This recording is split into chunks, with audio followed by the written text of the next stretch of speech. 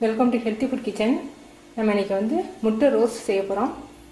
அதுக்கு 3 முட்டை வந்து பாயில் பண்ணி வச்சுருக்கேன். தாளிக்கிறதுக்கு கடுகும் சீரகமும்,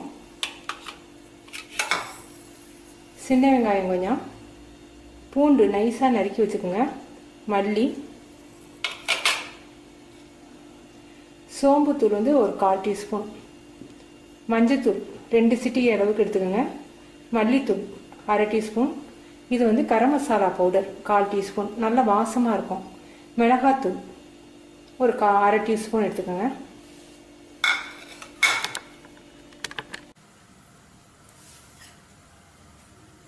முட்டையை வந்து இப்படியே கட் பண்ணி வச்சுக்கோங்க. அப்போ தான் வந்து இந்த மஞ்சக்கரு வந்து ரோஸ்ட் பண்ணையில் விழுகாமல் இருக்கும். நீல வாக்கில் வகுந்தீங்கன்னா அது உதிர்ந்து கொட்டி போயிடும் மஞ்சக்கரு. கடுகு சீரகம்,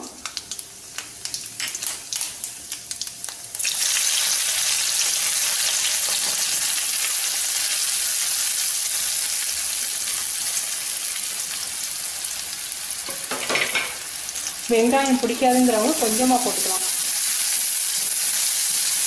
நல்ல ரோஸ்ட் ஆகட்டும், கொஞ்சம் ப்ரௌன் கலரில் வரணும்.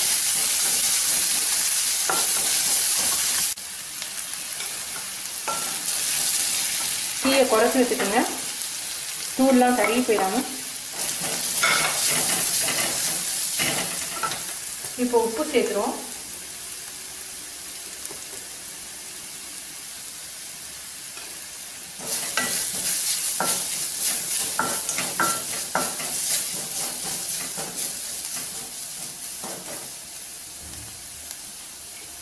ஆயில் கம்மியாக ஊற்றிருக்கிறதுனால இது மட்டும் கருகி போயிடாம, தூள்லாம் கருகி போயிடாம பார்த்துங்க.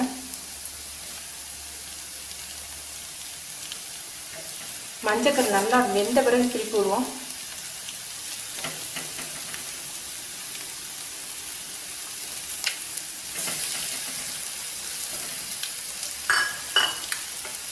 கொஞ்சம் இப்படி ரோஸ்ட் ஆகட்டும்.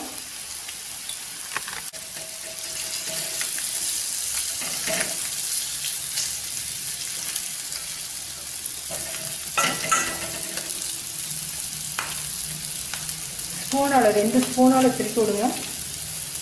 மஞ்சக்கரு பக்கம் ரோஸ்ட் ஆகிடுச்சு. இப்போ இந்த பக்கம் ரோஸ்ட் ஆகட்டும். லோ ஃப்ளேம்லேயே வச்சு நீங்கள் ரோஸ்ட் பண்ணுங்க. முட்டை ரோஸ்ட் ரெடி ஆயிடுச்சு.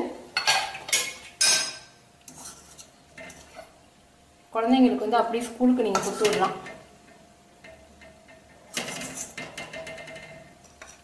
இது மஞ்சக்கரு வந்து வெளியில் வராமல் இருக்கும்.